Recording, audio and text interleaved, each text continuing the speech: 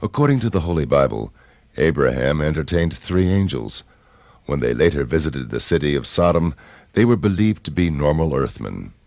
When the Israelites left Egypt, an angel appeared as a pillar of fire and guided them to the mountain of Horeb. The prophet Elias ascended to heaven in a fiery chariot. Ezekiel described the apparition of a great cloud with raging fire engulfing itself. In its midst, like the color of amber, also from within it came 4 living creatures. They had the likeness of a man. St. Paul reminded the Hebrews that some have unwittingly entertained angels. There is one instance which is echoed in the Bible, which is the story of Enoch being taken up to heaven to be with the gods. In the Bible, the statement is very brief about it. There's much more about it in the so-called books of Enoch, of which we have 2 versions that describe the voyage, actually 2 voyages. One time he came back to earth, another time he was taken to be with the divine beings. And this is really a version of a Sumerian tale, in this particular case of a person called Enme-Duran-Ki, which is a title given to him after the abduction or visitation, which means the master of the bond between heaven and earth. And it specifically says that, among other things, he was taught the secrets of mathematics, the secrets of the calendar, and the secrets of the movements of the planets. It is said about Imhotep, the inventor of the hieroglyphs and architect of the first pyramid of Egypt, that he was a student of the Watchers who came down to earth in their celestial boats. Further references to these cosmic messengers are offered in the Vedas, the sacred scriptures of ancient India, which belong to the oldest written records in the history of mankind. According to the Vedic literature, there are many different types of human-like beings living within the universe, and they're all descended from an original common ancestor. According to the Vedic writings, there has been communication between human beings and other types of human-like beings throughout the universe for thousands and thousands of years. This used to be, in fact, more common than it is now. According to the Vedic literature, we're now in a period called the Kali Yuga, in which communication between humans and higher forms of life is somewhat curtailed. So actually the idea is that this communication was much more extensive in the distant past. Why did these contacts take place? Well, there's the ultimate question of purpose boils down to the question of what is the ultimate purpose of life? Why did this universe come into being in the first place? The basic concept that you have in the Vedic literature, starting in the middle basically of the explanation, is that you have living beings who have spirit souls. The soul is the essence of the being, who are in a state of ignorance. These living beings are situated in bodies made of the material elements. And because of these material bodies, they don't understand the true nature of the self. So there's an evolutionary process whereby, through experience in the material world, in different material bodies, one can gradually elevate one's consciousness. So life on Earth also is a school, so to speak, in which living beings take bodies of human form on the Earth to undergo certain experiences which in due course will elevate their consciousness. So the purpose of communication from higher beings in the universe is to aid in this process, to give people instructions which will ultimately enable them to attain to a higher platform of consciousness. So the idea is that on the Earth, people are basically living in a state of ignorance, but from time to time, beings from the higher systems within the universe will come down to the Earth and transmit spiritual knowledge to the people here on the Earth. So in this way you have different religions developing. Of course, that's a very complex process because once knowledge is transmitted to this earth, then people begin to do things with that knowledge. And so you can have the development of different religious creeds and so on and so forth. In 1952, Lord Desmond Leslie, a celebrated fighter pilot of World War II, nephew of Sir Winston Churchill and scion of the oldest Irish nobility, wrote the first book about these obvious parallels between modern-day UFO sightings and descriptions in those ancient Indo-Vedic writings. I was in a friend's library, and we were waiting. There was nothing to do, so I just suddenly saw this book. Or rather, it seemed to jump out of the shelf at me. Atlantis and Lemuria, written in 1890 by Scott Elliott, published by the Theosophists, with maps of Atlantis and descriptions, and all taken from the astral, the Akashic record. And it was very exciting. The thing that interested me most was the description of their flying machines, which it said were circular and glowed in the dark and could move very quickly on this free energy. And they were called Vimanas. And that got me going. I said, now wait a minute, these sound so like these flying saucers we just heard about. Remember Captain, wasn't it Mantell, Ruppelt, Mantell, the chap who first saw them and described them like flying saucers. So I decided I'd do a bit of research. And I went to the British Museum Library, especially the Oriental section, where I got out the whole of the Mahabharata. Lovely English literal translation by Pratap Chandra Roy. No florid, just straight literal.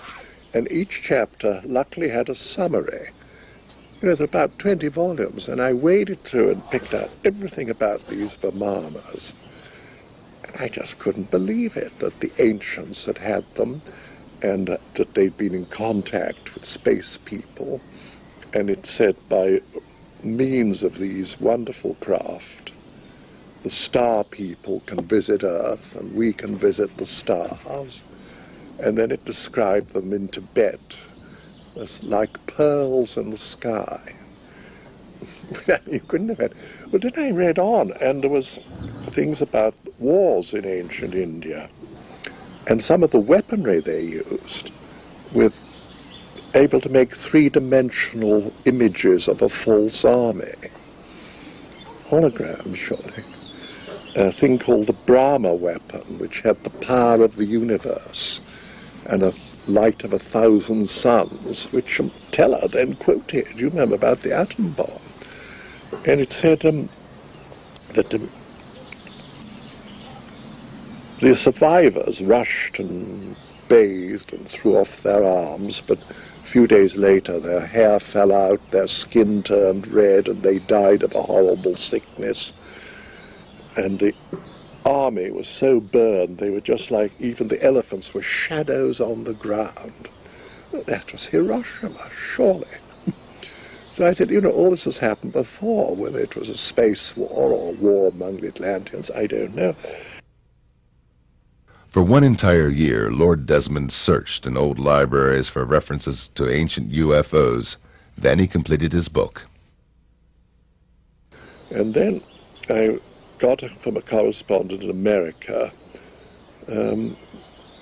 Rick Williamson, who said a friend of his had had a contact, a landing, and taken these amazing photographs.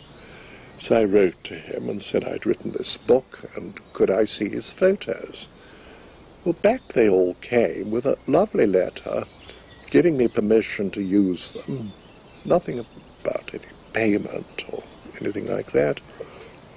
These astonishing pictures of Adamskis, which were quite unlike what we thought a UFO should look like. And we had them tested for atmospheric hazing and recession and all, and it came out that they were large objects quite a long way away and not little models close up. And he seemed a very nice fellow. And then he wrote a rather sad little note saying that I've written an account of this landing and want to publish it. So my then publisher, Werner Lorry, which was headed by Waveney Girvan, said, well, if you use his photos, you're going to kill his book, so what are we going to do? So we sort of looked at the ceiling and bit our nails, and Waveney said, why don't we have a joint publication, your book and then his as the second part? I said, well, that's a marvelous idea. George Adamski, a lecturer on Tibetan philosophy in metaphysical circles, had observed and photographed dozens of UFOs at that time. On November the 20th, 1952, together with 5 witnesses, he drove into the Californian desert to watch for UFOs. After they had a sighting together, he separated from the group and saw a dome-shaped craft.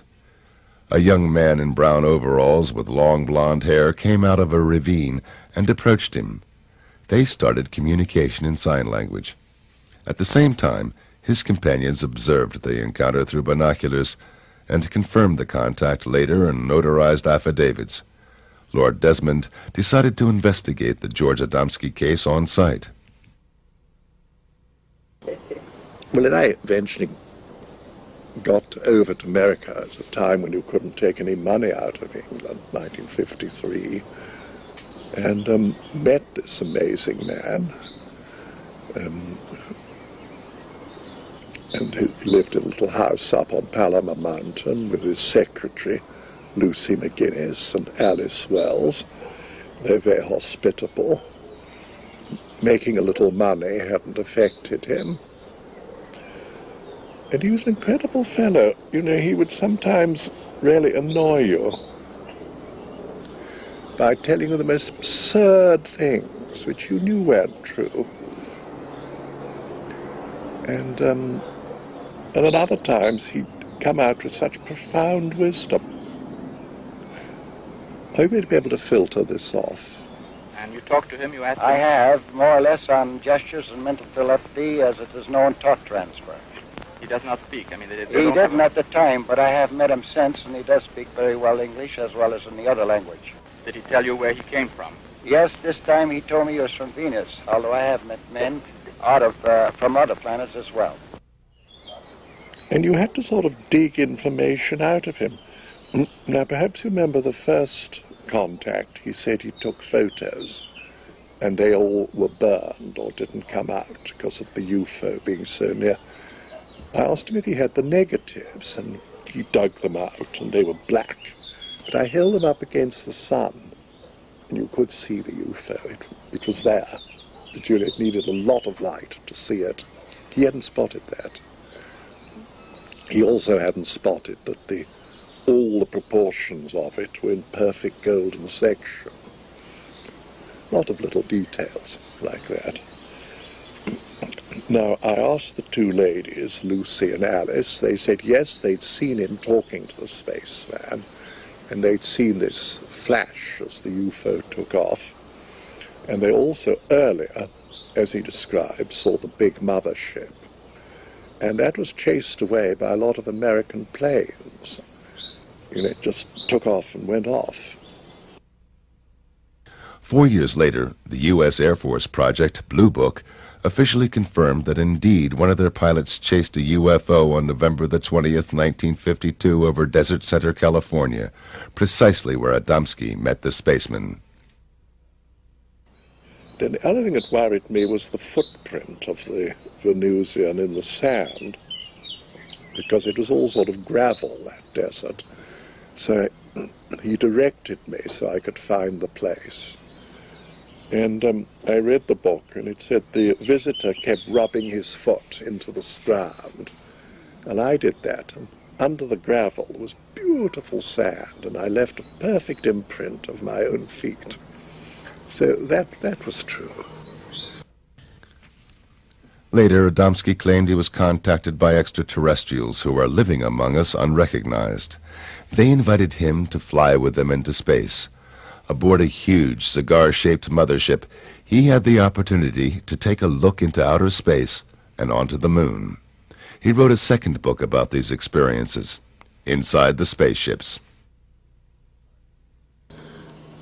Then he described to me a thing, mind you, this was 1953-54, how he saw these fireflies in space out of the UFO window, which then, 1969, the first moon trip, you know, Glenn sees these fireflies in space, exactly like Adamski.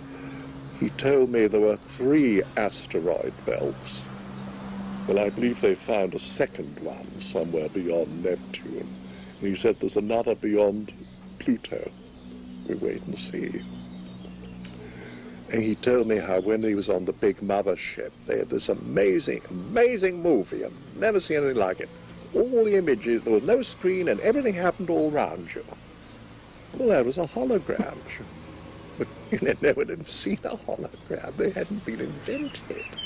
I believe if you read this published material, you will find the descriptions of the firefly effect that was years before John Glenn reported it in 1961. The description that there are more than 9 planets in the solar system, actually 12, and we have acknowledged 11 so far. His description of the darkness of space, quite different from what you would expect to see here from the surface of the planet, also reported by the astronauts.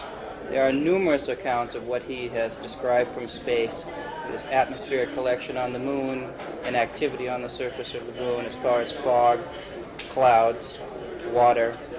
All these things were reported by George Adamski already in the 50s, way before we had a space program. And I believe that stands for itself. People can always criticize, but I've yet to see any substantial, tangible evidence that anybody's ever come up with. Indeed, official NASA photographs show clouds and water on the moon, although these are impossible according to science. These photos were presented by the Danish NATO exchange officer, Major Hans C. Petersen, in a lecture in Washington, D.C. in 1995. Whether I like it or not, I have to say that science is not telling the truth. I have in my possession pictures from the moon which, one, show smoke or vapor or something else racing from a crater. Now, to have smoke racing from a crater, you need an atmosphere. Otherwise, smoke cannot race. So, moon has an atmosphere. Some advanced scientists today agree and say that the moon have an atmosphere 65% or 64% of Earth's atmosphere. Well, then it can also hold water. In one of my pictures from the moon, which I have got from NASA, you see water on the moon in an artificial water reservoir. On the next picture, which is taken by Michael Collins on his second trip around the moon, where he photographed exactly the same area, probably because he also had seen this water reservoir. The water reservoir was gone, meaning that it was camouflaged, so that we could not prove that there was any water on the moon. On another picture from the moon, we see 2 tunnels very clearly, not just a hole in the cliffs, but a nicely square, artificial made hole into. And right in front of this tunnel, in the side, left side of the tunnel, there's a huge, thick pole or obelisk, or what you would call it, which is clearly artificial. And many, many, many other things. We see objects moving and leaving tracks behind. NASA call them stones rolling down the moon's surface, but if you look closer, investigate the picture closer, you can actually see on shadow and light that it is rolling up the moon's surface, and so on and so forth. So we know definitely that science is not telling the truth about our moon. So that the world today is actually living on one big lie about their own lives. Because the governments don't tell the truth they know about the visiting space people. We have got a wrong story about our planets, about our moon. So our science is built on wrong teachings, and so on and so forth. But where do the space people come from? From Mars and Venus, Adamski claimed. Impossible according to science, But still, Introductory Space Sciences, a textbook of the United States Air Force Academy, claims it is possible that UFOs originate from, quote, the planets in our own solar system. It furthermore confirms that one of 4 observed groups of extraterrestrials, quote, appear to be essentially the same as Earthmen, and that contacts, quote, may have already taken place secretly. Do they have bases on our neighboring planets? We don't know. Lord Desmond Leslie has another explanation. Now, I told him at the time, I said, but surely your Venusians were etheric people and materialize because Venus is probably very hot. And he said, they were no goddamn spooks. I said, no, nor was resurrected Christ. You know, he was fully materialized, but I'm not talking. No, he wouldn't listen to that. He didn't want to confuse the issue. I think that was it. He just didn't want to confuse. Because I'm also certain that some of his trips were taken astrally, which, as St. Paul says, is so real you can't tell the difference. St. Paul says, whether I was in the body or out of the body, I know not. I think the most important thing I learned from George Adamski is that we on Earth are not all that unique in the universe. The universe is populated with persons like ourselves, people at various stages of development. There are billions and billions of planets, around billions and billions of suns, billions and billions of galaxies. We don't know any end to the universe. But George Adamski told me that it is reasonable to believe that there are people like ourselves on other planets. Now, if we think the conditions are inimical to human life on other planets, as for instance Venus, what do we know about higher dimensionality? So George revealed to me that there are vibrations above the vibrations that we are familiar with, the vibrations which permit tangibility, the matter of touch. I would compare it, and he compared it, as to the vibrations in light. We have a spectrum, for instance, ultraviolet on one side, infrared on the other, where the vibrations which we are familiar with in the center. There's also a spectrum of tangibility in the atom itself, and this is true all over the universe. And while we're familiar only with the vibrations which make the tangibility we're familiar with possible on Earth, he was aware that there are other invisible tangibilities and that contact may be made. This ties in with the whole religious history of angels, for instance, from other places, of demonic creatures from other places. The universe is so much more complex than we had any idea of. He revealed to me this type of a universe. Adamski's books were published worldwide, and shortly afterwards he established a global network of friends on all continents. One of them was Major Hans Petersen of the Danish Air Force, who, after UFO observations on radar and conversations with American colleagues, became convinced that Earth is indeed visited by extraterrestrials. He organized a lecture for Adamski in Copenhagen and became convinced of the reality of his contacts. He was planning a world trip, and he asked me to organize the Europe part of it. And at that time he came to my country.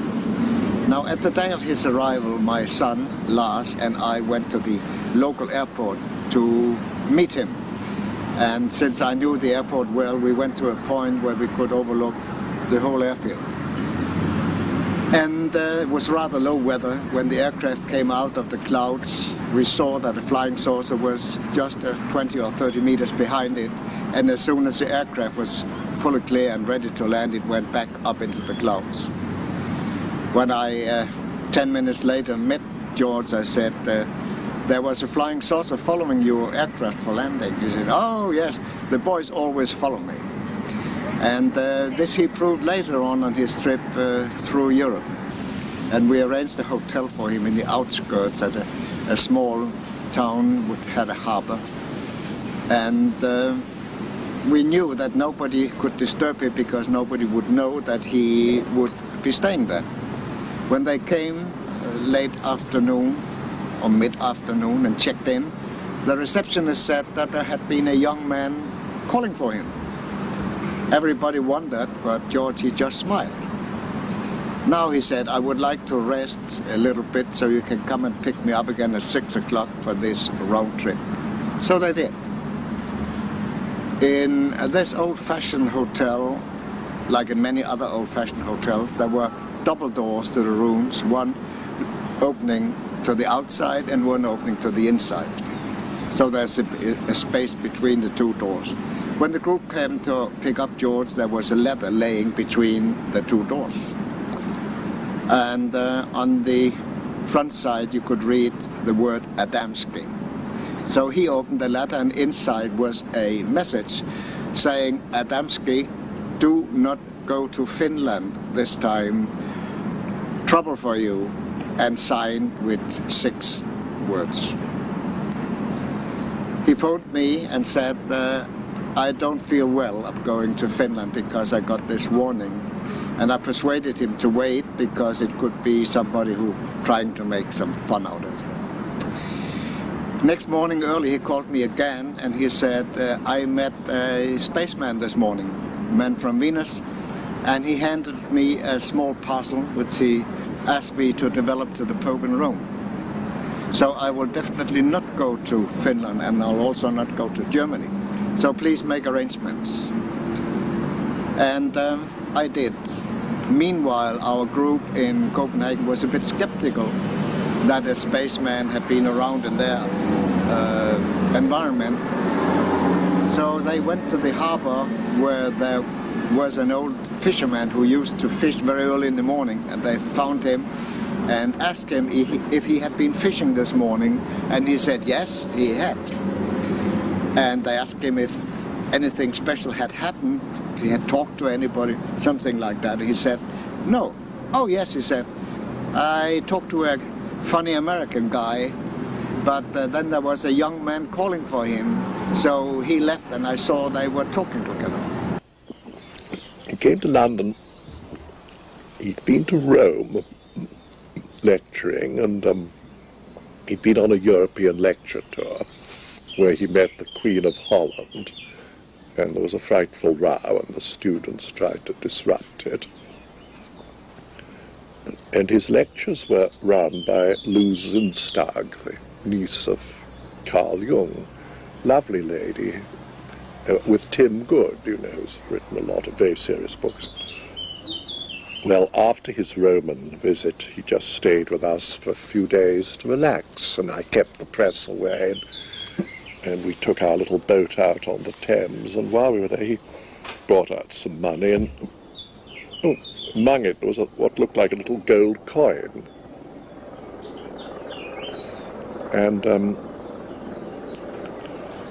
he just casually said, that's a bit of gold no one's ever going to get off me. I said, why, it's very nice. He said, look at it. It was a little medal of Pope John, who at that time was dying, John the 23rd. And he said, I saw him in Rome. He gave me this. I said, George, please. Nobody sees the Pope. He's dying. Tell me you've bicycled round the rings of Saturn. I'll probably believe you. But I don't think you saw the Pope.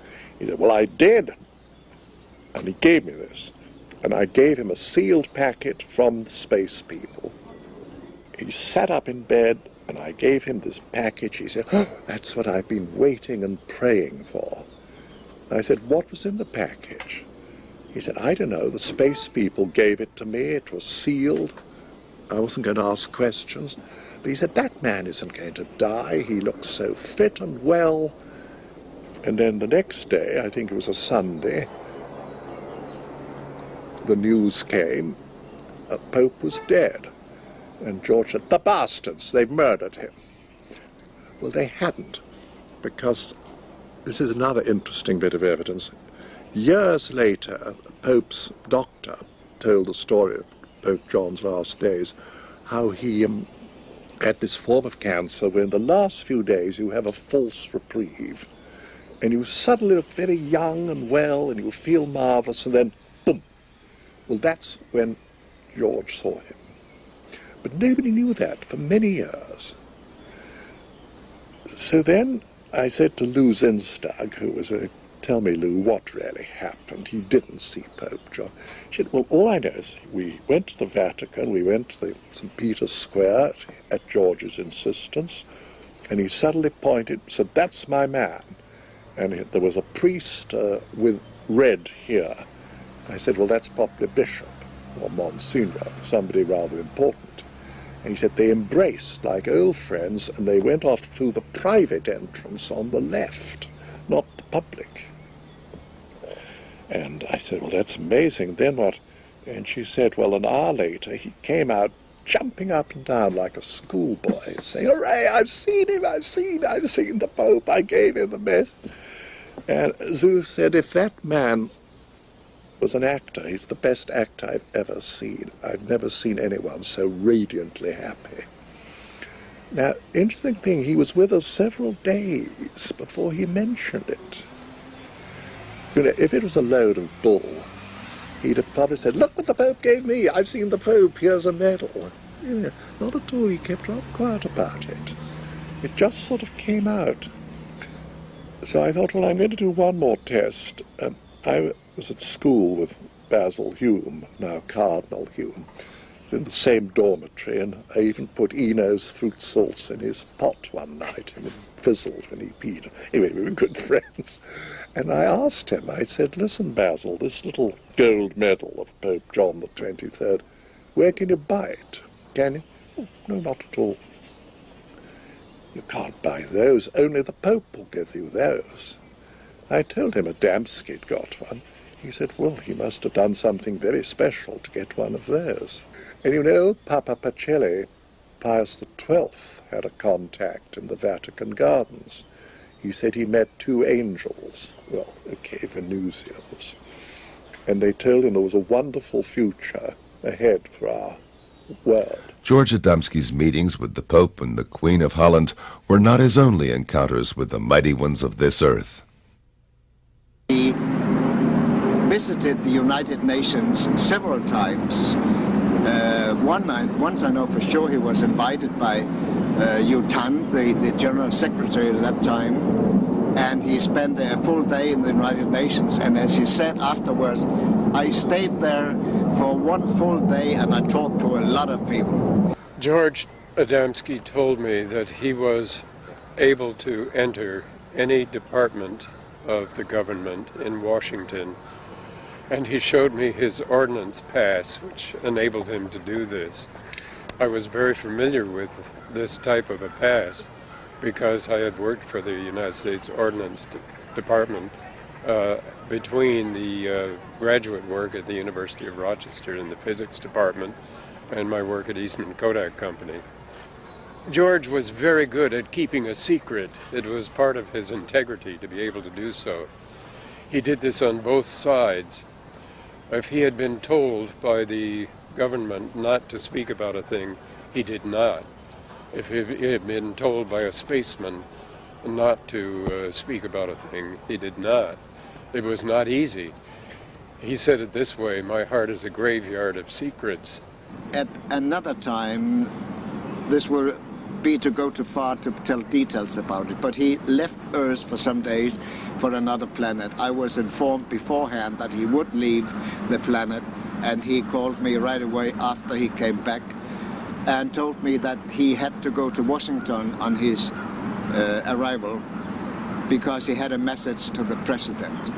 But he said, I cannot tell you what this message is, but if you follow the political situation on Earth, you will, for yourself, be able to see what the message contains. In 1 year, you will see the result. And 1 year later, we had the Cuban crisis.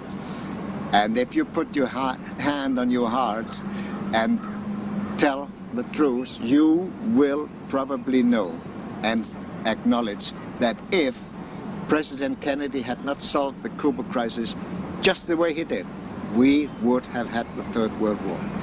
For in the final analysis, our most basic common link is that we all inhabit this small planet. We all breathe the same air.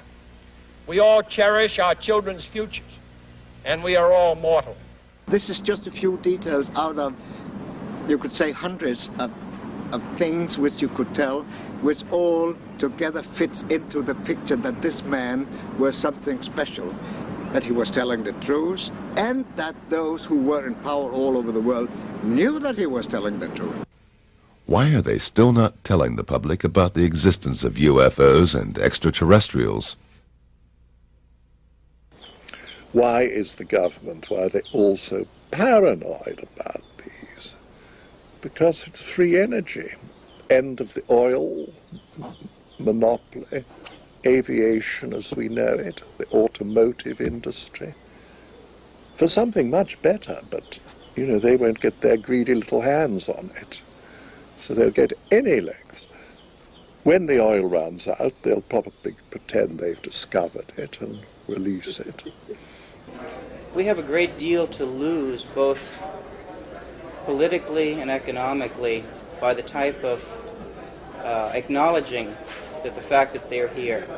They propulse their craft by electromagnetic energy. This is free energy. It radiates from every planetary body, and it costs nothing.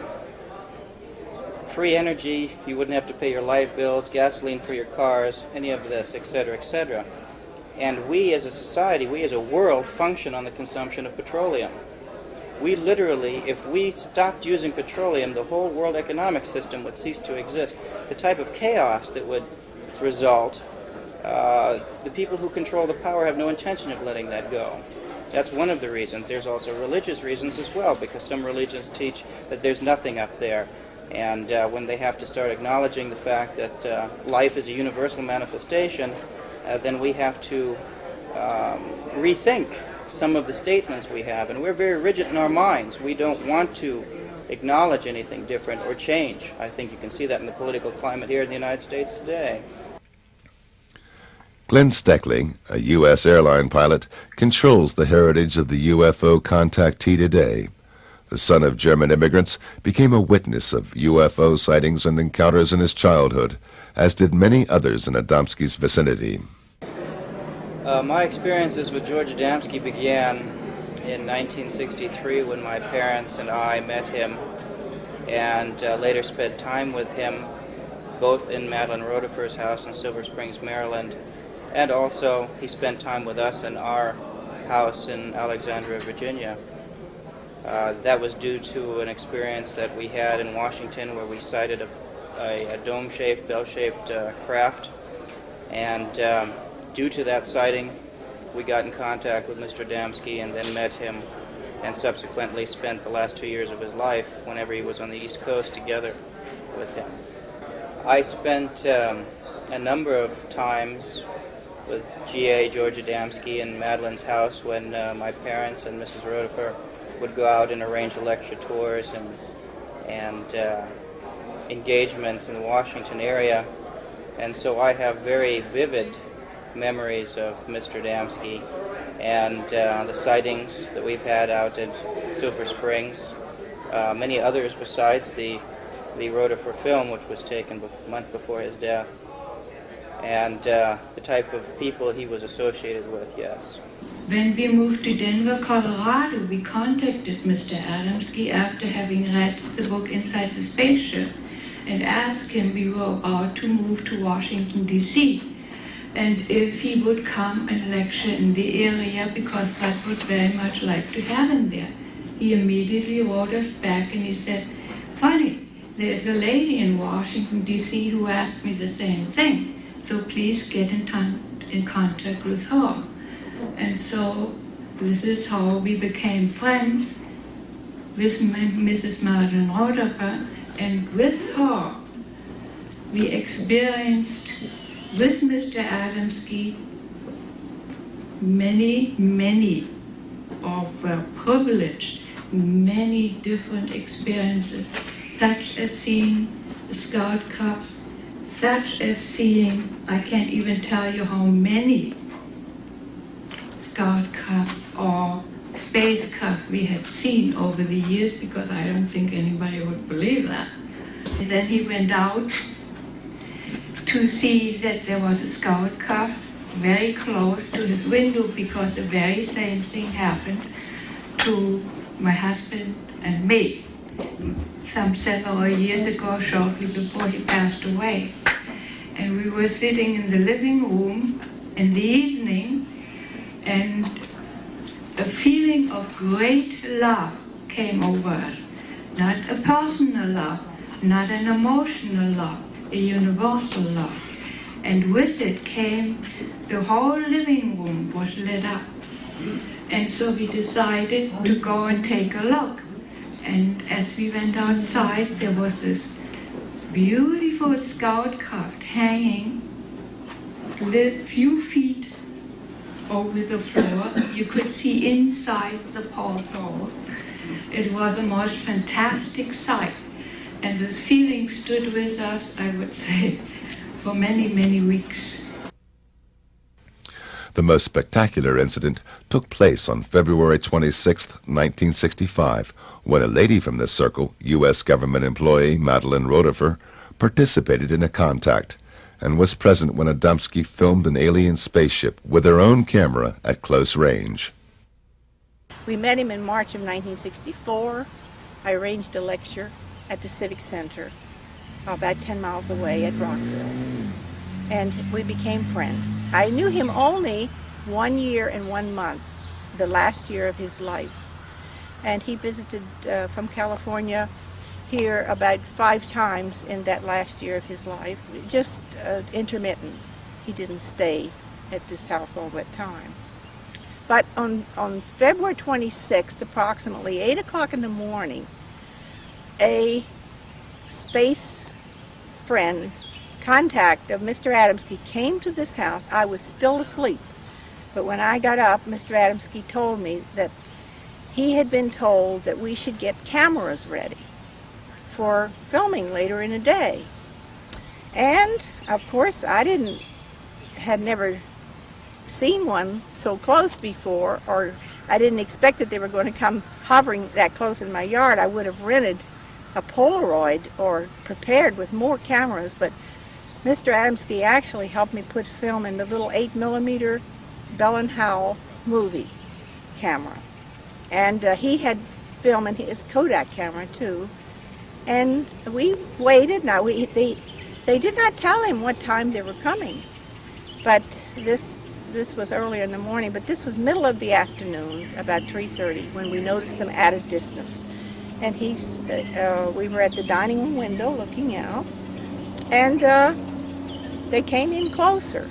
And by the way, 3 more spacemen came and knocked at the door just before the incident. And Mr. Adamski went, and they told him they said, "Get your cameras ready, they're coming." Now that is how close he was associated with those people from other planets. And it's difficult to believe, but they looked just like American. One of them had brown hair, and one had dark hair, and one had slightly gray hair. And they parked in a car, I believe it was an Oldsmobile, but I don't know the year, down here at the street when they came, and then the spaceship came. And we went outside, but I had a broken leg. I had fallen the month before in my living room, and I was in a walking cast. And but I was able to walk around, but with a little limping difficulties, but I did get around. And but when we came out on the porch up here and started to film, he told me to film, and he was going to film. I said, "George, I can't do this. I'm too wobbly." And I had not had the camera but 2 months. My husband had given it to me for Christmas just 2 months before. So I handed him, he said, "Okay, I'll do it." So I gave him my camera, and he laid his down, and he filmed it then. I started, but I wasn't sure of myself, and I didn't want to miss it. So I gave the camera to him, and he finished filming it. But I was, clumping around in the background and able to walk, of course. without too much difficulty with this cast on. But they only stayed about approximately 10 minutes. They did not land. They did not get out of the spacecraft, but there were glimpses of people through the round windows. And they maneuvered, they came in here. It was a low humming and a low swishing sound. And they came in, when they got close here, they came in very slowly. And it was round, and there were 3 of these, well, about this size, I guess, these landing gears underneath, and they were going like this, retracting in and out. And they told George later it was for stabilization. If they'd put all of them out, they would have had to land. And they kept one retracted all the time, and the other 2 were going in and out. But anyway, low swishing, low humming sound. And it wasn't real loud, but there was definitely a motor sound accompanied with it. And it was a brilliant royal, between a royal and a purple blue in color. It was a beautiful blue, and deeper blue than this. And it was round, and as it moved, it looked crooked, you know, and on the film it shows this slight distortion, and it looked, you know, lopsided and so on. But they were moving and putting on this performance for Mr. Adamski to back up, you know, his efforts to get the world leaders to tell the truth about the visitors from other planets. They were demonstrating, they wanted him to capture this on film, their abilities to do certain maneuvers. And they wanted him to have this proof to show the people of the world, because our world governments have better film and they haven't shared any of them with us. And they wanted Mr. Adamski to have this piece of film to show, you know, to the audiences when he was speaking, how they do these certain maneuvers. They did this on purpose.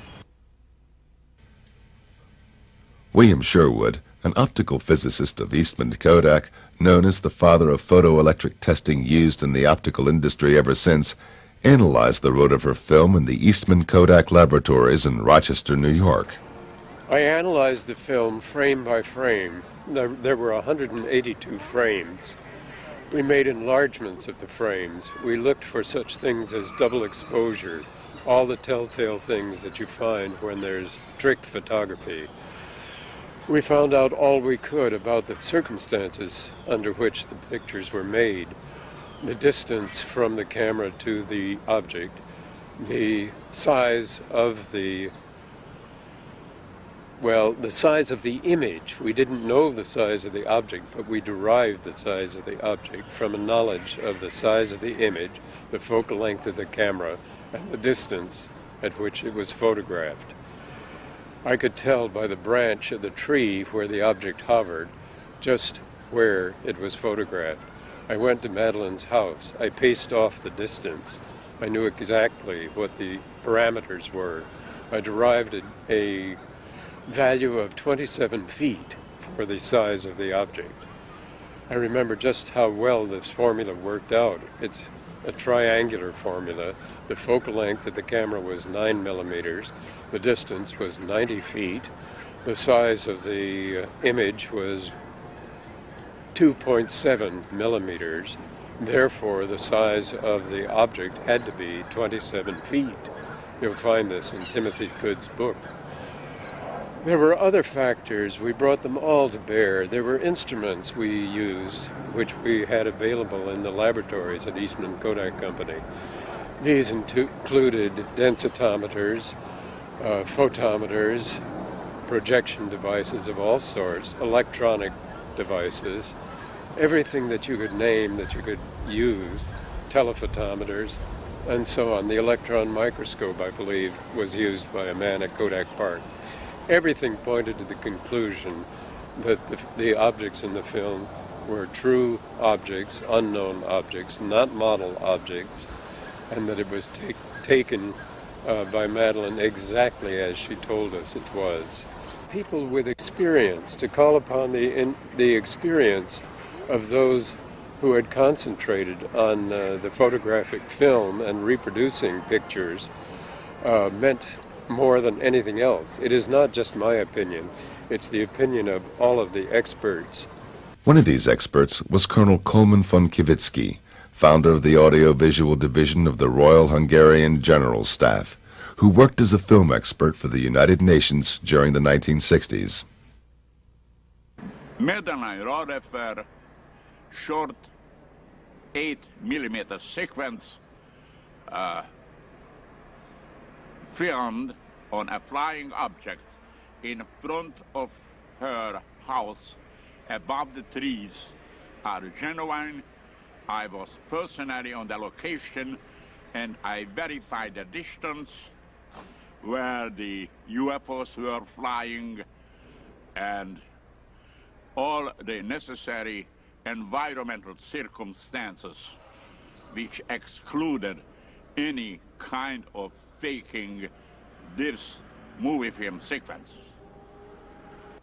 Madeline Rodefer was a medical secretary or a nurse at the United States Government Air Force. Madeline Rodefer presented a movie film at the Air Force. I think so that was the Project Blue Book.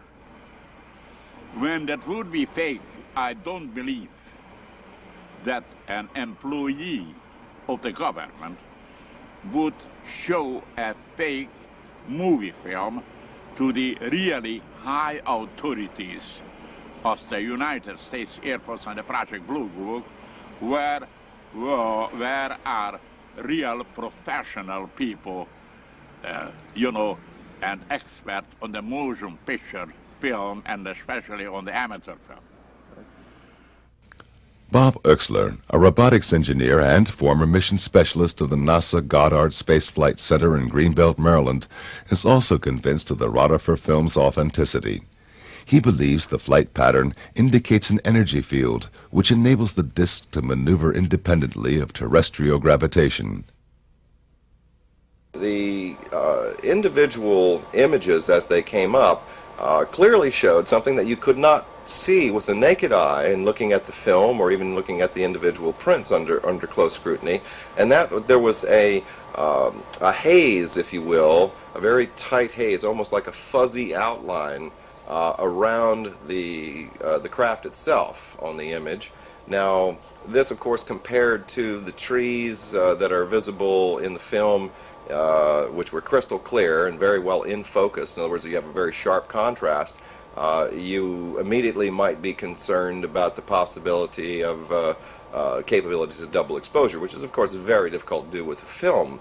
However, in this particular case, we found it very, very intriguing that the craft itself had very, very sharp contrasting edges along where the porthole areas are and around the top of the cab. But especially in the bottom portion of the craft, we began to see that there was light emitting from the craft, but this was not a light such as a glow, like a reflection you'd get if somebody was projecting a light onto an object. This was rather interesting because it tended to suggest that there was some form of energy associated with the vehicle itself that was actually causing this sort of a red glow in the undercarriage area. But that, along with the glow that we were getting, the sort of a haze, a very, very distinct fine haze around and very, very close to the craft itself through the images, suggested that there was an actual radiation effect. Almost, I guess you could liken it to a mirage effect. People are fairly familiar with when you ride down the highway during the summer and you look across and you can see the heat rising, and it tends to distort images that were behind the mirage. Well, this is very similar to the effect that we saw on this object, suggesting several things. One, that you were actually looking at a three-dimensional object as something that was superimposed onto the film. That, again, suggested credibility with regard to the film. And secondly, it suggested that there was technology associated with it. This was not just, you know, a trash can lid or something that was just casually thrown up in the air while filming was going on. So began to become much more encouraged with what I was seeing. And the more I began to look into the individual segments, the film itself, the motion, we began to see things that you might liken to a distortion. In other words, the craft itself physically changed shape. Now, not the whole craft, but it seemed that portions of the craft. It changed shape. Now this was a product either of what you might call an optical illusion as a result of the technology associated with the craft, the method that it used to maintain its levitated state to violate gravity, or it was a mechanical apparatus associated with the craft itself. We noticed that the ball structure in the bottom of the craft, in concert with the receding of these individual structures, that the one portion of the craft had an indentation that would go in every time this one ball would go up, and then it would come back out into a round disc or circular area. So I think that these features all collectively, more than anything else, and even more than the testimony of Madeline Rotifer herself and the historical testimony of George Adamski prior to his death regarding this particular event, all tend to suggest that we're probably dealing with an authentic case, and I think it's time that perhaps some researchers of historical value would probably want to go back and take a much closer look at the George Adamski case in its entirety. There were many attempts to discredit him, all of which I feel have successfully failed.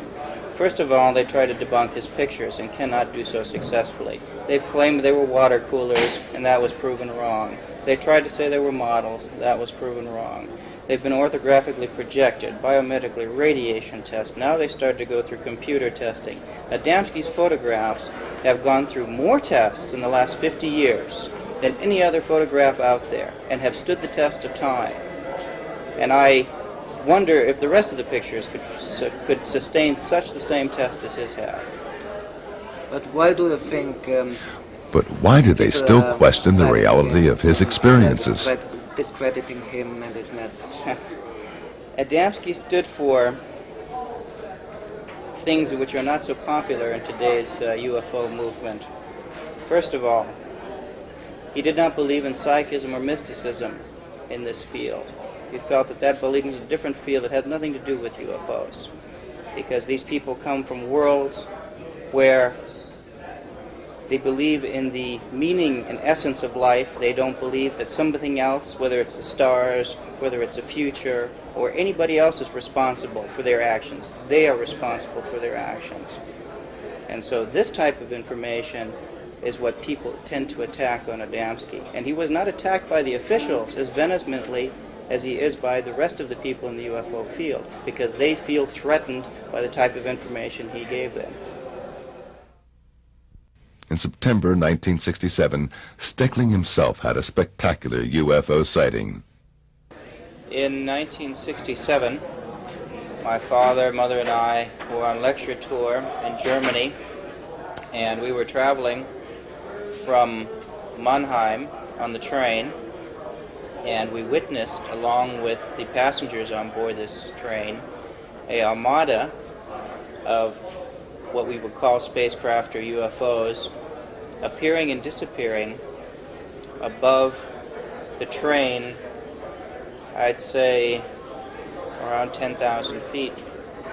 And my father, with his 8mm camera, filmed the sequence of these craft, and as the film rolls, you can see the crafts appear and disappear in formation, and you can see the motion of the trees moving by as the train is in motion, so the craft are behind the trees, not in front of it.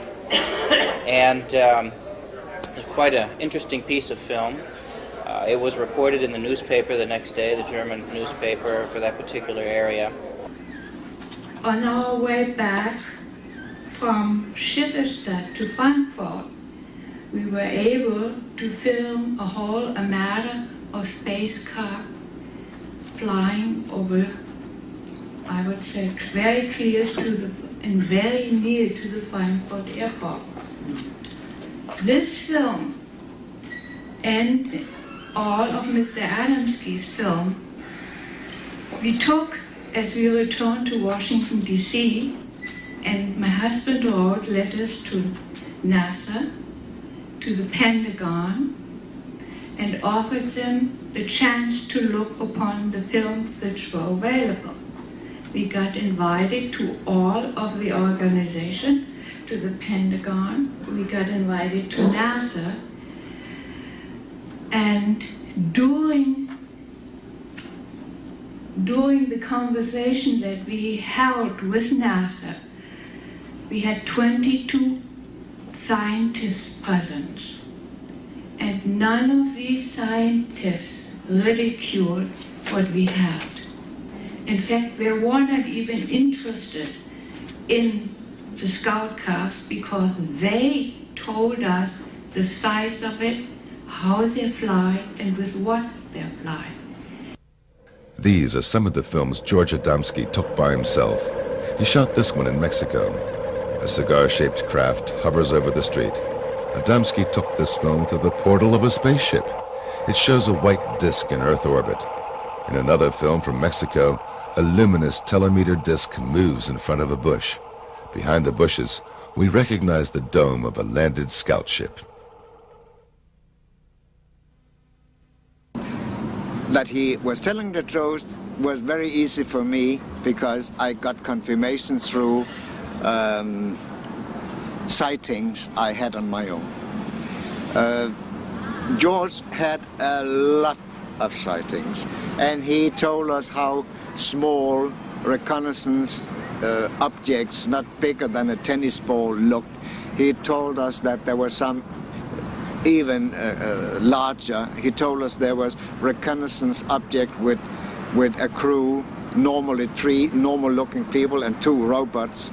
He told us there was big motherships who carried the flying saucers into the atmosphere before they released them. He told us about objects, underwater objects which could fly in space or dive. And he told us that they could dive into the water without any sign of disturbances on the water. Even if the water was completely still, it was diving just like on a trick film in a movie with behind a mirror or something like that.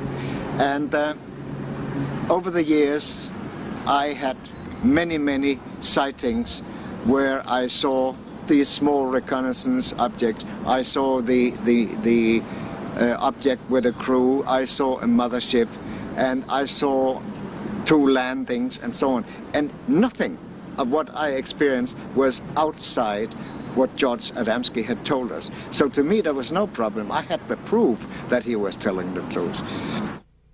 Adamski-type spaceships were observed and photographed all over the world. They have appeared over Japan and Mexico, South America and England, and in many other countries. In August of 1991, one witness was able to film a landed, dome-shaped craft near Carp in Ontario, Canada. The small reconnaissance probes were photographed in Denmark and the U.S. from close range.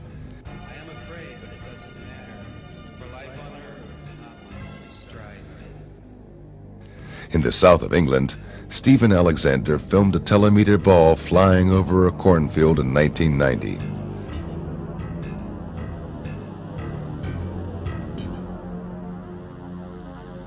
This spectacular footage was shot in June 1973 during one of the first flights of the Concorde. The luminous small object surrounds the supersonic plane and hovers for seconds in front of its engines. Cigar-shaped motherships were seen in similar frequency. This film was taken over Rhode Island in 1967.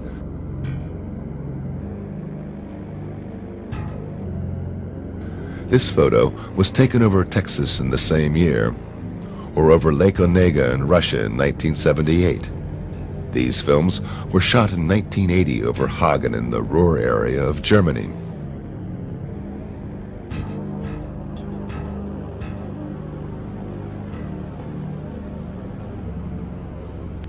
This official film with the Russian Space Agency was taken in June of 1992 by cosmonauts of the Mir space station.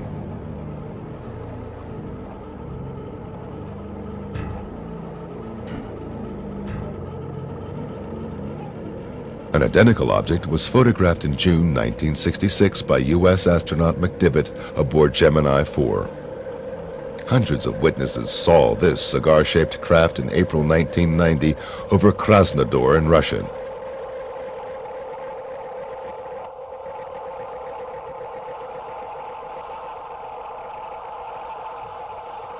This film was taken in July 1995 in Mexico near the Popocatépetl volcano. And this cigar-shaped craft was filmed by Tim Edwards of Salinas, Colorado in September 1995. Experts who analyzed the footage came to the conclusion that the object is more than half a mile long. The mothership is surrounded by small, luminous craft. Another case from the year 1954 was even investigated by the British royal family. About 2 years after Adamski, a UFO like his landed up in the Lake District, I think Cumberland, Lancashire, so up there on the side of Lake Coniston. And two small boys, Stephen Derbyshire and his cousin, took a little photograph, 2 photos of it. And in the second photo it was moving and it was distorted, just the way, you know, a golf club appears to be curved. They used to think it was bent. It wasn't. It's the movement of the film. And we compared them on orthographic projection to Adamski's, and they matched perfectly. So Prince Philip actually wanted to see them, and they were sent. I arranged it through the Queen's Secretary, Sir Boy Browning, who was a very nice man, and husband of Daphne du Maurier, who wrote Rebecca, and a great war hero. and they were taken. But the deal was no press, no inkling. And the press begged me. They even said, look, just nod and we'll give you £1,000. Well, I mean, today, I suppose some arsehole would have sold the whole story, but, you know, in those days, a deal was a deal. So they met him and they told their story. Finally, Lord Desmond encountered a spaceman by himself when Adamski visited England. He was going to lecture in Bath, and again he was staying with us. This was an earlier visit, not the one with the Pope, it was earlier. So I took him to Paddington Station, and the sequence of events is quite interesting. It was a very grey, dull, dark day, okay? A porter took his bags. I said, get this gentleman a first-class seat. Yes, sir. So we went. So the porter chose the seat, not us.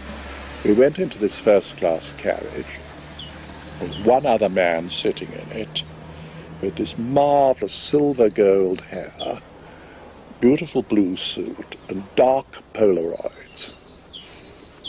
Why wear dark Polaroids, you know, on such a dark day? Apparently they don't like our light. And he radiated, I don't know what, he just had such an aura that I was almost knocked over. And he then took off his glasses and smiled at us as much as say, hello, I brought you here. I hadn't been very well, unfortunately, and I was so sort of dismayed by this that I went out in the corridor and said, George, come here. What do you think about that chap? He said, I don't know. I said, well, I think he could be. I mean, there's something very odd about him. This orange skin, dark glasses. Anyway, I'm just making it up. So then the whistle blew and the train went. Well, I wish I'd stayed aboard, because they'd no sooner got talking than he revealed himself with the secret handshake. And he said he was working as a scientist in England, pretending to be one.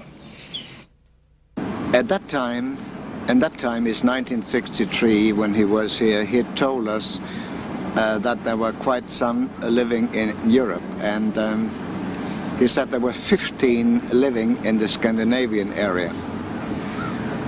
And some stayed for a longer time, some stayed for shorter times. They came and they went and so on and so forth. Now, in the later years, we have found out that they are rather active in the Swedish area. And 2 days ago, I had a lecture in a society inside the United Nations called SEAT. And a week before I left, the space people working in Sweden sent me a elementary message to give to the United Nations and to the world leaders via one of the contactees in Sweden. So they are around, they are active, but in many, many cases, people don't know that they are there because, as I said before, they look just like we do. They fit into our society, they even work in our society. They are interested in and concerned in our development as a race, as a society, and the type of behaviors that we display, what we are doing to our planet, the destruction of the only place we have right now. We're not unlike they can go to different places. They're very concerned with that, and they bring a message of peace and understanding, purpose of life. It has nothing to do with fear, it has nothing to do with manipulation of the mind, nor the taking over of the world and this planet. I can assure you they have societies and much better places to live. They certainly wouldn't need this place. They've been coming amongst us for thousands of years, and we as a civilization are not very receptive to peaceful ideas. We tend to be very aggressive, whether we burn people at the stakes, or whether we discredit them for their ideas, or blatantly shoot and execute people. I would be very hesitant. I would be very cautious coming to this world because we're not very stable. And so they have decided to walk amongst us more in a Peace Corps type of situation and then help individuals or individual bodies with the type of information they bring. On April the 23rd, 1965, George Adamski passed away after a heart attack. He was buried in the Arlington National Cemetery in Washington, D.C., close to the grave of President John F. Kennedy. But in the hearts of his friends and followers, he is unforgotten to this day. They are convinced he was not just an ordinary person, but a man with a mission. The last thing he showed me, before he left, and that was the last time I saw him, he pulled up his thing and showed me his navel. He didn't have one. He had a starburst incised in his belly, the depth of my finger, cut into the flesh, deep, deep, deep channels. I said, how the hell did you get that?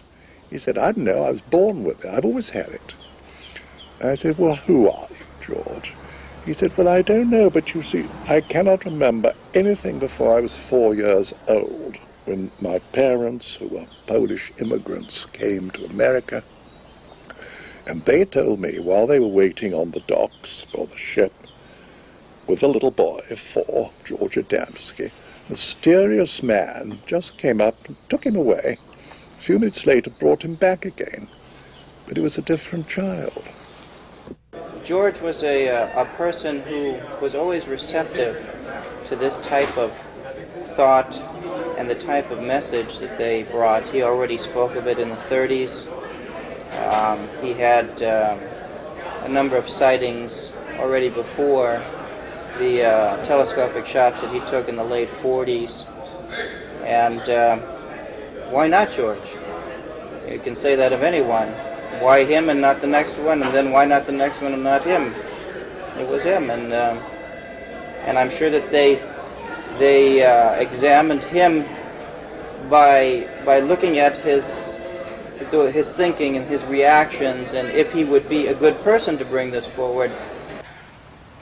He was genuine. You could feel truth and genuine friendship. He was friendly, and he was not an actor of any kind, he just wasn't. He was sincere and honest, and you could feel the honesty and the warmth from him. And he was enthusiastic and very happy about this film, because this would help to silence some of the critics. And he was very happy about the film, and he definitely and he had a sense of humor. He definitely had a sense of humor. Otherwise, he wouldn't have been able to withstood all that barrage of questions from some people for hours and hours on end, and sometimes it got a little argumentative too.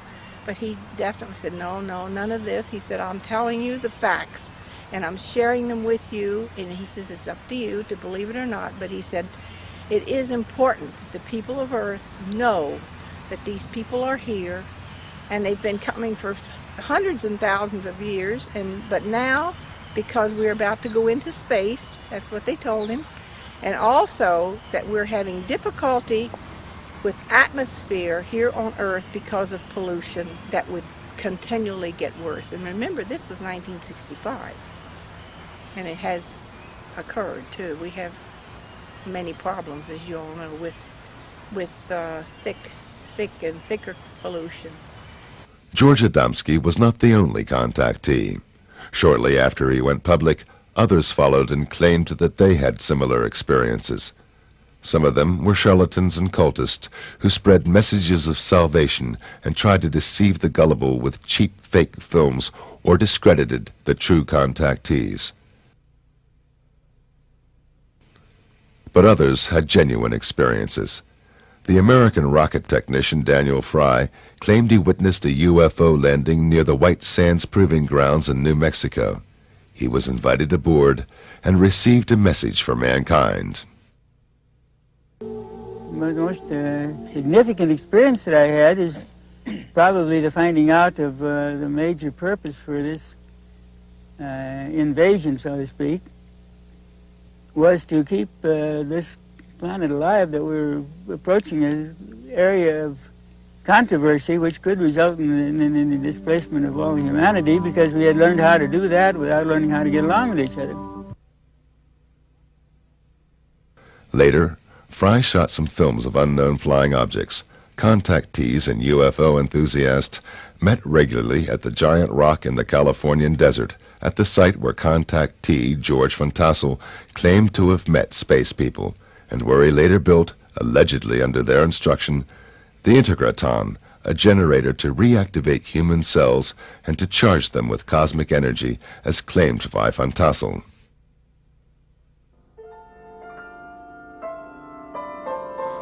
One of the early contactees who spoke regularly on the giant rock conventions was Howard Menger.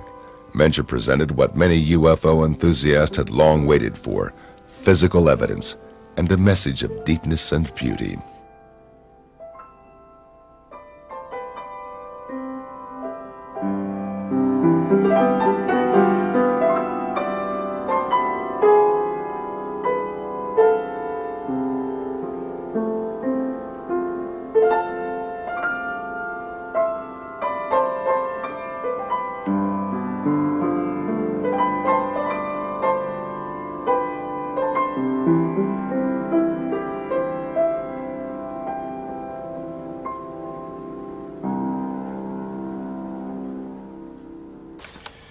I was inspired by a trip to New York State in the Catskills. I was on my way up there under some kind of control. It seemed almost like the wheel was moving by itself. I know it sounds strange, but it's true. And I reached an old cabin in the woods, and inside there were what I considered to be aliens. They were not from this world, as far as I could see. They're very angelic people. And they had all kinds of instruments in the cabin, all types of electronic, like what we'd call pianos and organs. And on the wall, they had a 1-inch thick 2x2 television screen. And they could move it anywhere they wanted to. I think we're getting that nowadays. We're getting into that now, 35, 40 years later.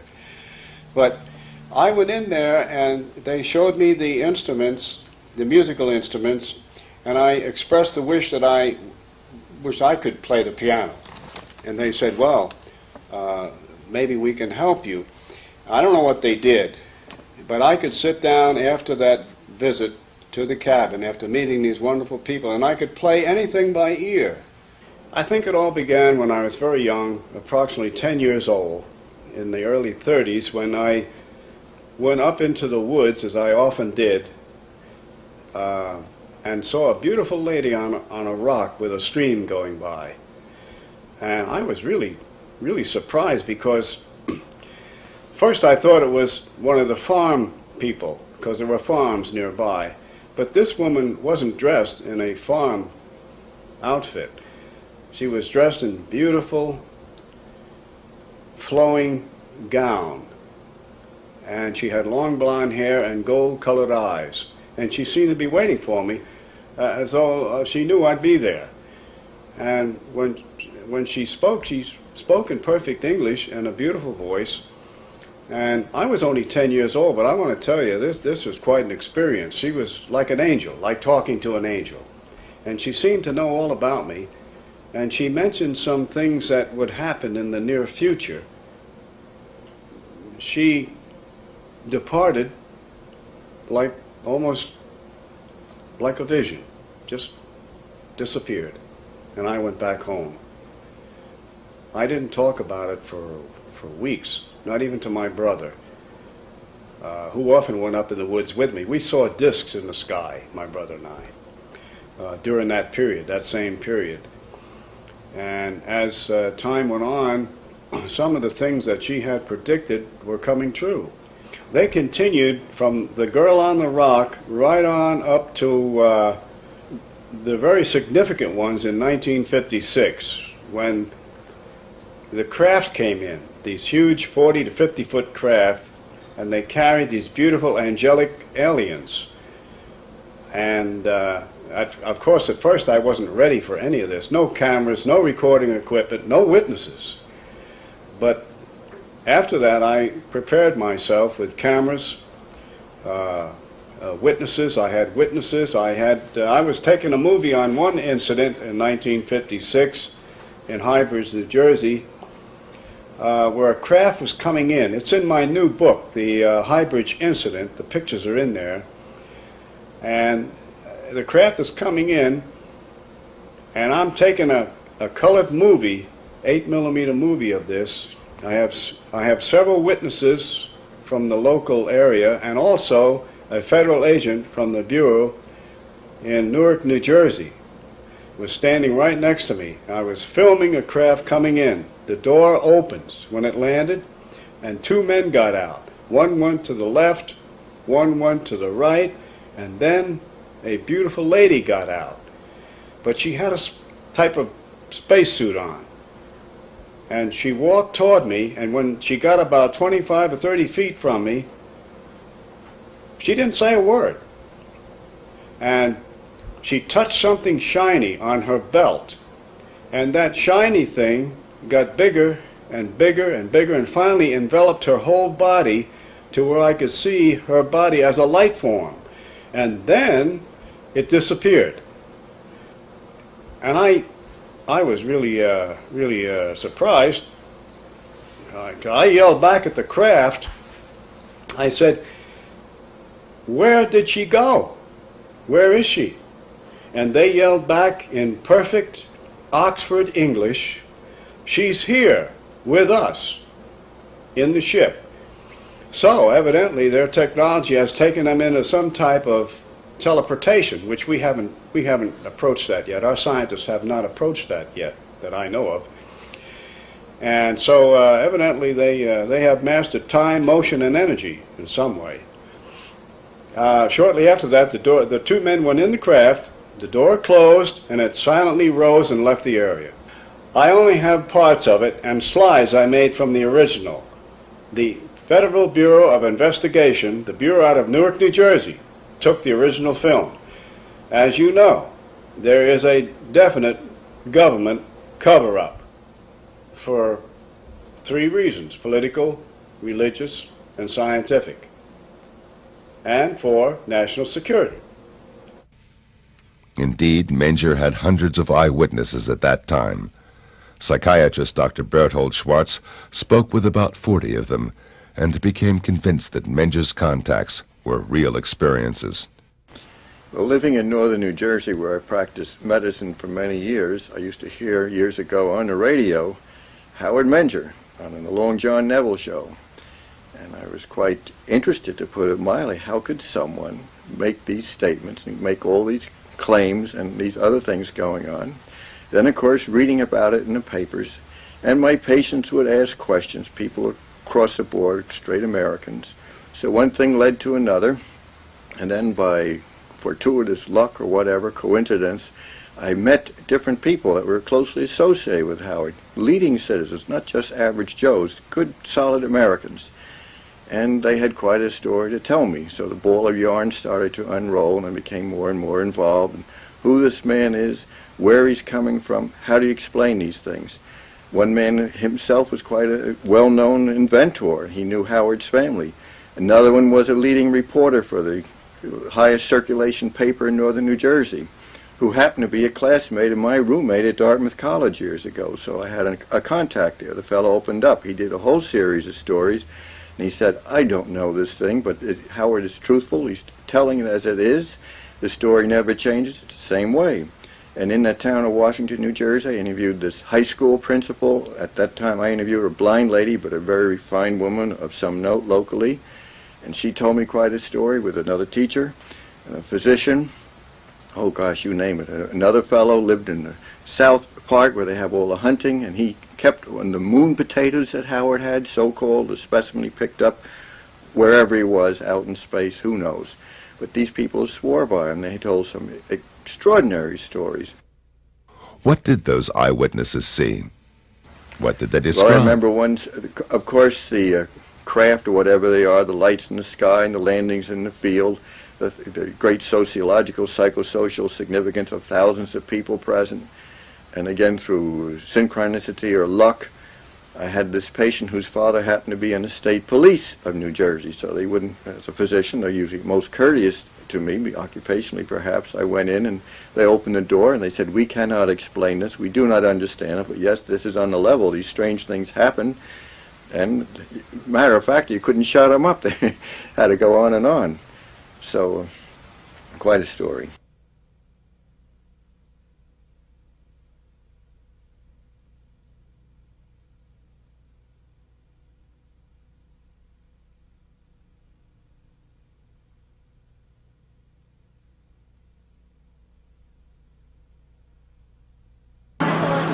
There were people that said they saw lights in the sky and things that darted very fast that didn't look like a helicopter or a plane because it moved too swiftly.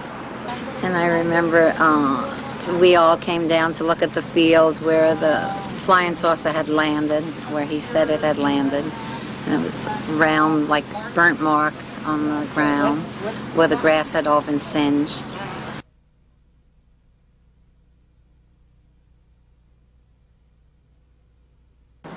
And in the 1950s, a young high school boy came to me and said this man was taking them up in the wood and showing them lights that glowed. And he told them the lights came from flying saucers, from men who were landing regularly in a place called High Bridge, New Jersey. It's about 10 miles from here, from Washington, where we are now. And I knew this young boy, and I prevailed upon him to tell me more about it. I was interested as a newspaper man, and he told me who the man was, and it was Howard Menger. At that time, Howard Menger was a sign painter in a sign painting shop just about 2 blocks from this house, up around the corner. And I knew Howard, knew his wife, knew his children, knew his family, and as a reporter, I thought I had to find out more about this. So I got a hold of a couple of friends of mine from the state police, and we went to visit Howard, and he said, oh yeah, they're up there, and he showed us some photographs he had made of flying saucers, and he asked us if we would like to meet these people from outer space, and of course we said yes. So he took us up to a field up on top of the mountain and said they'd be there at about 11 o'clock at night, and we just had to wait. And needless to say, we waited and waited, and nobody ever showed up. Howard later told me, he said, one of those guys that was with you was carrying a gun. He said, Howard, all those guys were carrying guns. They're all state policemen.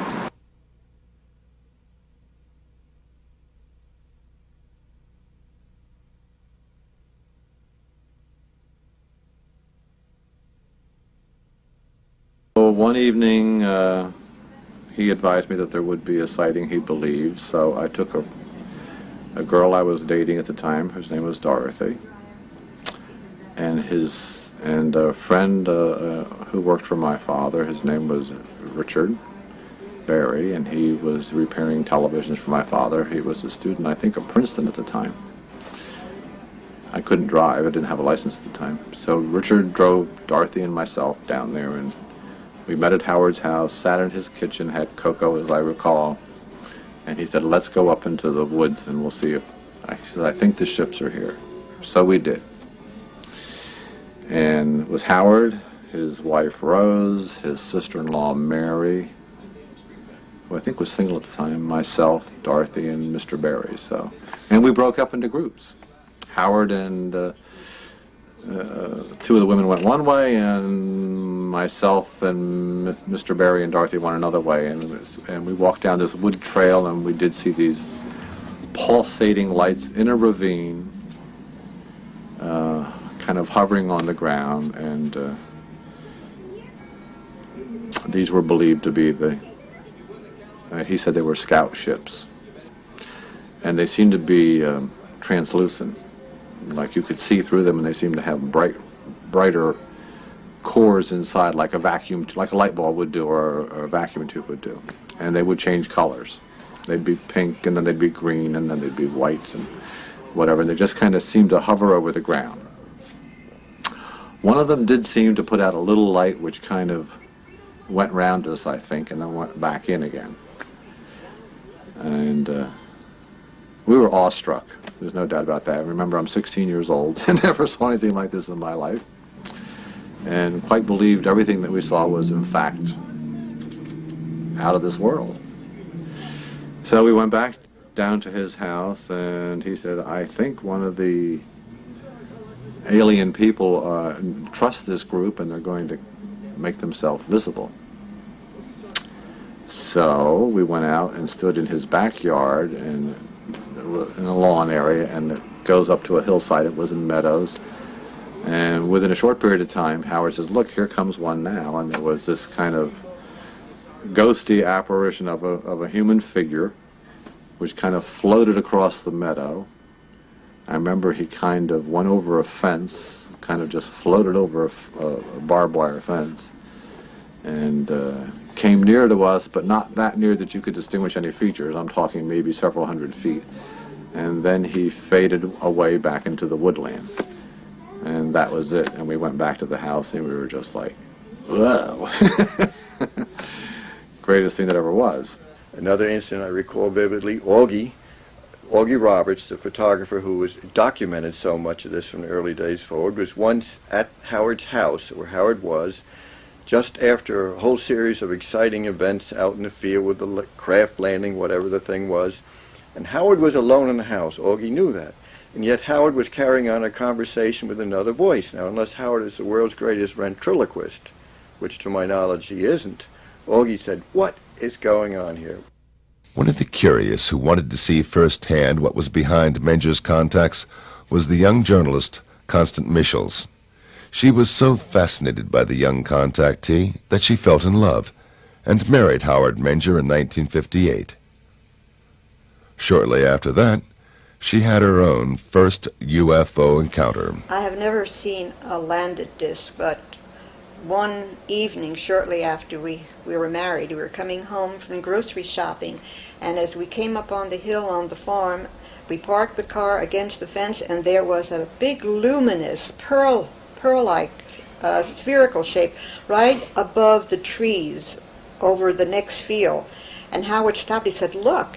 And I said, oh, wait, I've got to get my camera. And by the time I got to the station wagon, turn around and get the camera, it was gone.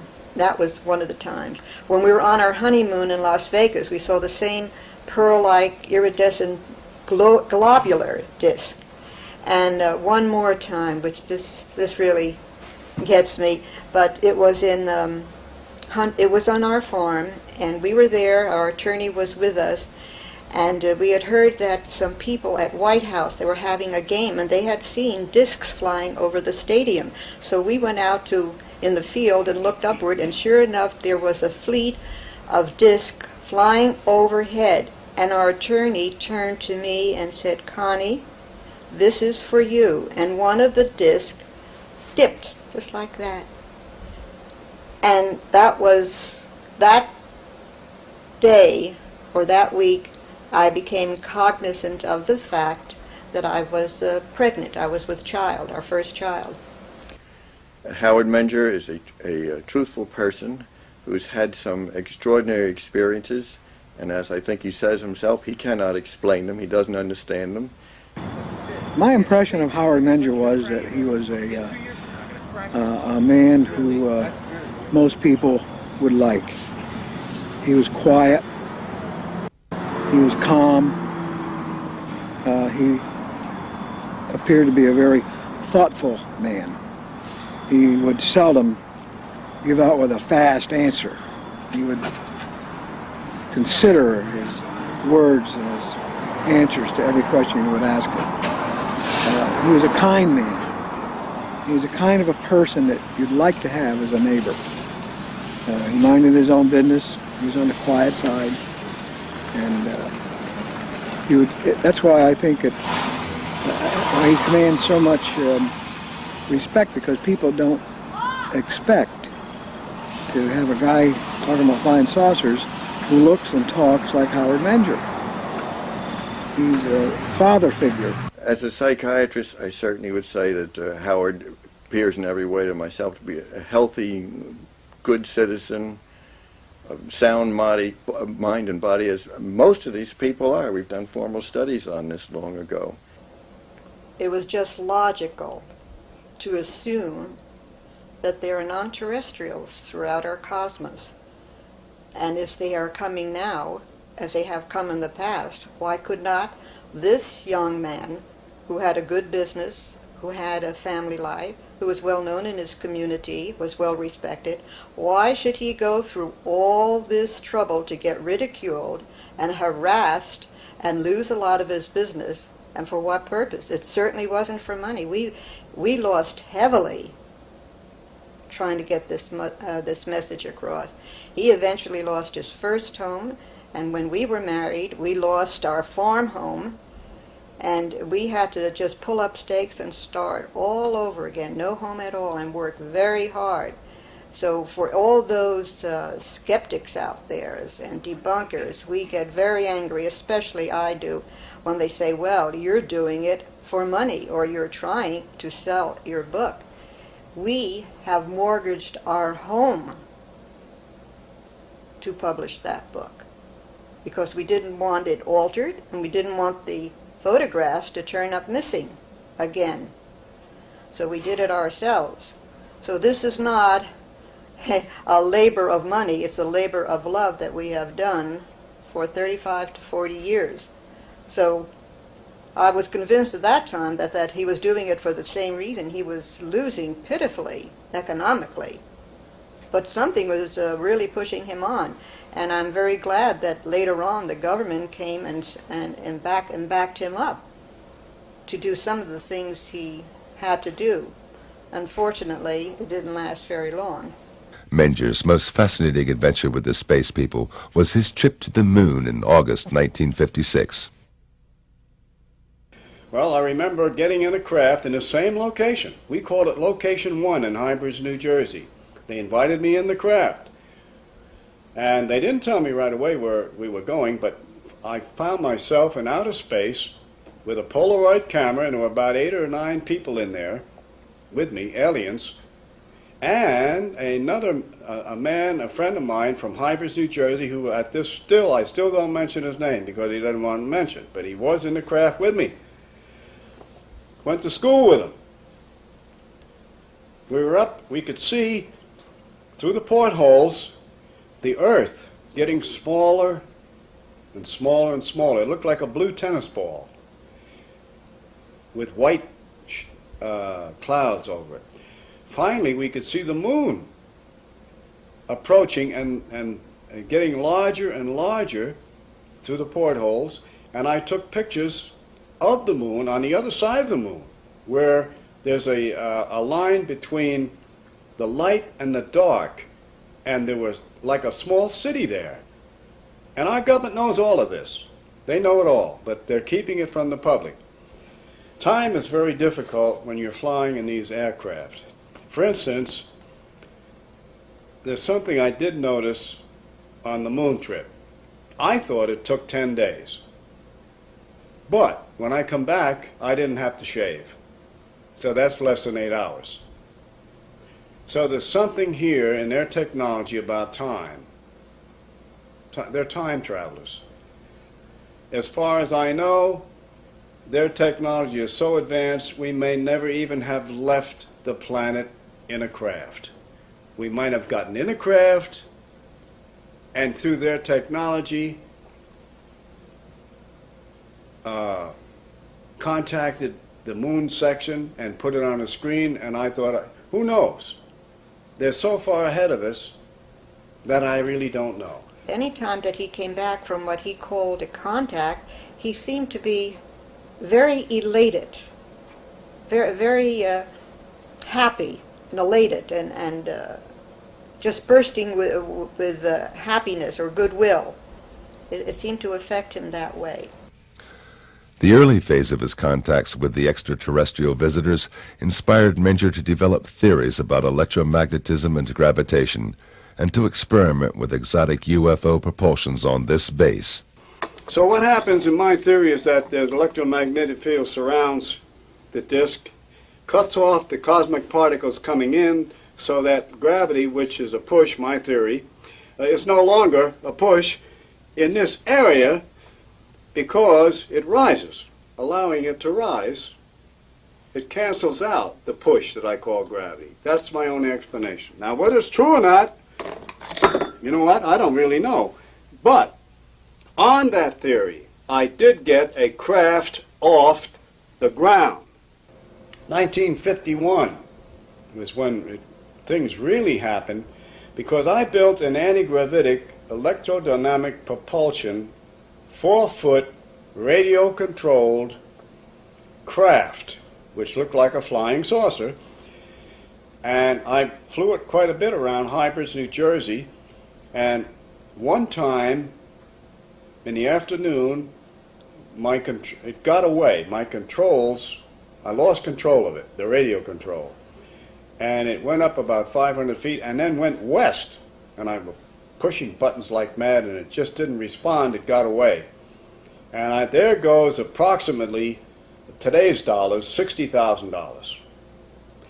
Now, in those days, money, a dollar was a dollar. And it took me 2 or 3 years, a period of that time, to come up saving that kind of money and buying the parts to build a craft like that. But it was successful because 2 weeks later, FBI agents came out of Newark, New Jersey, to my shop in Washington, New Jersey. I had a machine shop and sign shop there. And they said, Howard Menger? I said, yes. They said, well, we want to tell you that your craft crashed, and they showed me the pieces, on the Ohio-Pennsylvania border, which is several hundred miles from Hybrids, New Jersey. So that's, and it crashed. I don't know whether it hit a tree or what happened. And they traced me from the parts. I bought these parts in electronic shops and hardware stores on Route 22 in New Jersey. And they went to these stores and traced it down. And they're very good at this. And they came right to my shop and said, stop, don't do it again. Keep quiet. You will be visited by some representatives from the Pentagon. They are interested in the propulsion system. So, by the time in the late 50s, they kept coming back in this and that. Now, I didn't put a lot in the book about this because they said not to. But in the 60s, they didn't have a contract, as you spoke of, but they did sponsor me to go to Colorado Springs and actually build, in cooperation with 80 other scientists, engineers, and all types of men who knew what they were doing, build a between 40, 50-foot craft and it flew successfully. And we were shushed up, none of us could talk, and it was a wonderful experience, all paid for by the government. I have a picture of a Mercedes-Benz that the government paid for me to travel back and forth, Colorado Springs and High Bridge, New Jersey. The deal with the government had its price. Menger had to leave the UFO movement completely. Yes, they did silence me. I silenced voluntarily because of national security, which was their biggest reason.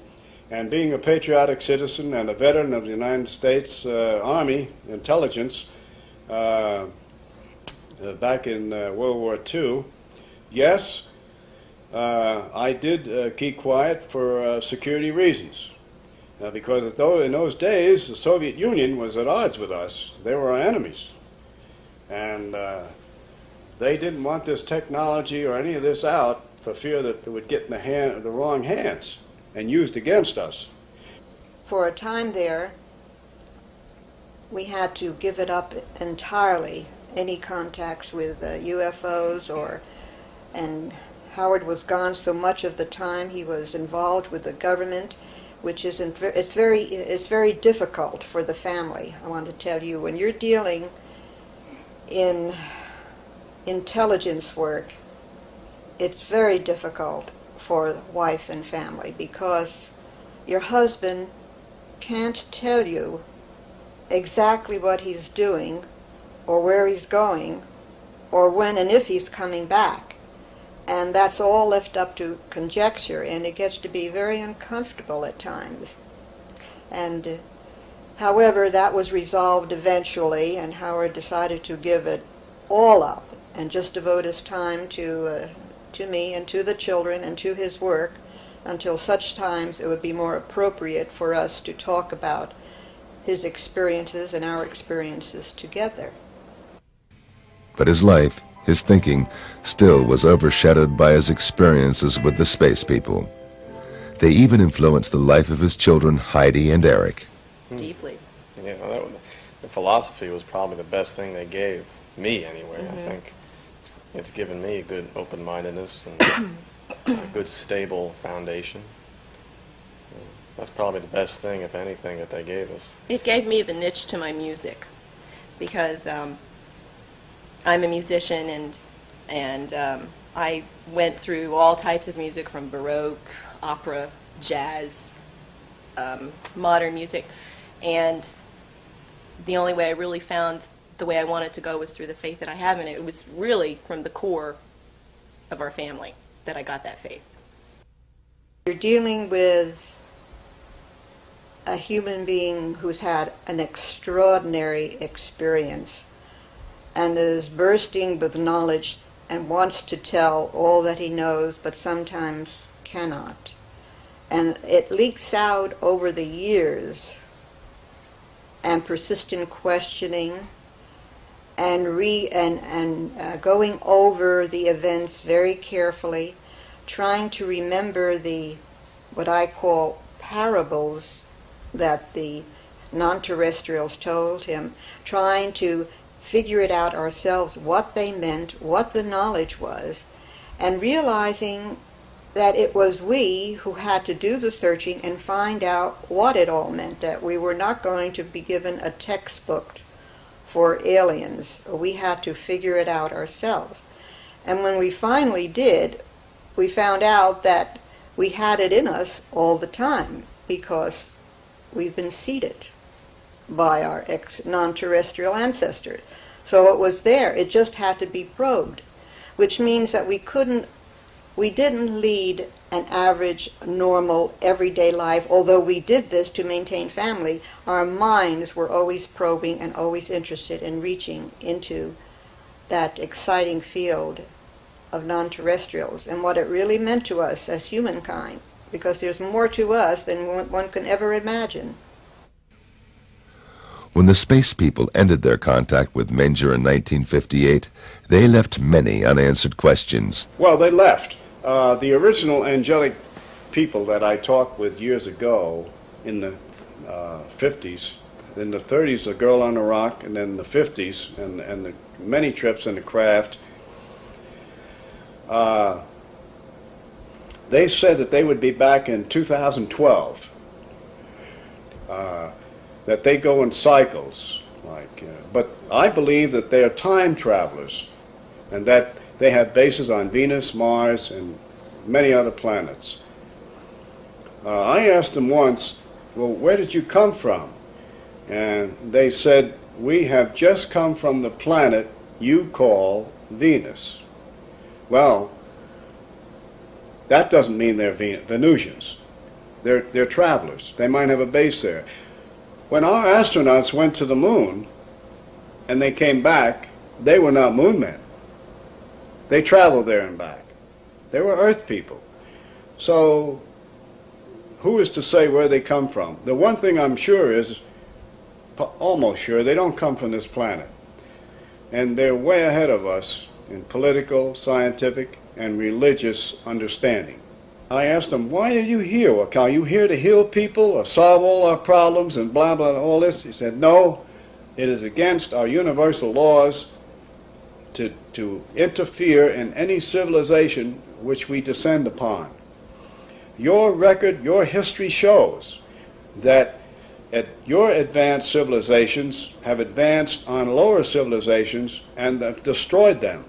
They've been here thousands of years ago when there was oceans where there is now land, and where there was then land, there are now oceans. And when they come back, the civilizations have gone down, disappeared, like Atlantis and some of the others. They come back to check on us. They are our ancestors. They helped us to rise up from Homo sapiens to where we are now, to a thinking human being who can make tools and who invent technological things to help humans live a better life. They said that they have laid down laws thousands of years ago that most of them are in our scriptures today. Various Bibles all over the world, holy books all over the world have come, they said, from extraterrestrial contacts, because they were considered gods in those days and looked up to and worshipped. We even made statues that looked like them. And so they said, all we have to do is read our scriptures, live the life it recommends in the scriptures. All the Bibles all over the world said, thou shalt not kill, don't kill. Don't covet your neighbor's wife, don't do that. Love thy neighbor, do that. Moses, Buddha, Jesus, all said all of these things. They were contacted by these aliens, angelic beings also. Connie Manger believes that there is a strategy behind the proceeding of the extraterrestrials, a program to educate us step by step. The alien receptiveness program is to gradually make us aware of our birthright, but it has to be a very slow process, and the memory of who we are and what we are is locked in our mythology, it's locked in our ancient scriptures, it's locked in ancient books, it's all over the world. If you will collate the information, you will see the pattern emerge.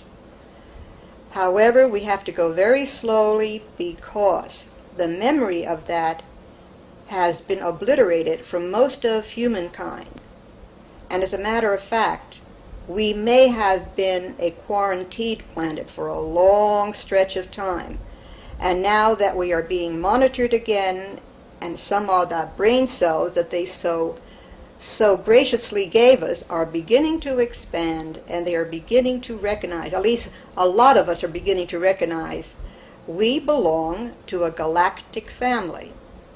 Now what is our purpose? Our purpose is to inform as many people as possible and give some scientific background to that, to show them that there is a possibility that we are not alone and that we come from a very different heritage other than anthropoid. As a matter of fact, we're children of the stars, but we've come through an evolutionary process because that's nature's way of producing better forms for better life expressions. They leak information out either by direct isolated contact cases and or holographic means to get the message out slowly so that the mind has a chance to adjust. There is a mental adjustment that needs to be done, and that needs to be done first on a slow scale, and then as it accelerates, it will become worldwide. And that's where the consciousness upliftment comes in, that if once they know that there is others out there, and they're very much like us, and that's why they're sending those entities that look most like us and are probably very close to us biologically, as I said before, because they're our family. And there is another reason. It must be done slow, on a slow process, because a higher culture will always destroy the lower structure. We have infrastructure in our industries, in our governments, in our religions that would fight so fiercely against this thought or against others coming in, because after all, the vested interests have control of this planet and control of the countries and control of the wealth. They don't want to have to deal with this on a hostile level. It has to be done slowly, and it has to be changing the mental set first. It's one reason they're here is for a spiritual reason, to develop us more on a spiritual level. Technology is advancing quicker and going further ahead than our spirituality, and that's very dangerous. Personally, I feel that we have to have a greater reverence for life, all life, greater respect for our planet, greater expression of intelligence between each other, and greater care and responsibility for everything that we do. We have to take responsibility and take charge for what is happening today, because that is the only way we can change it. And once we do these things, we become, I wouldn't like to use the word worthy, we become more receptive to contacts with other people.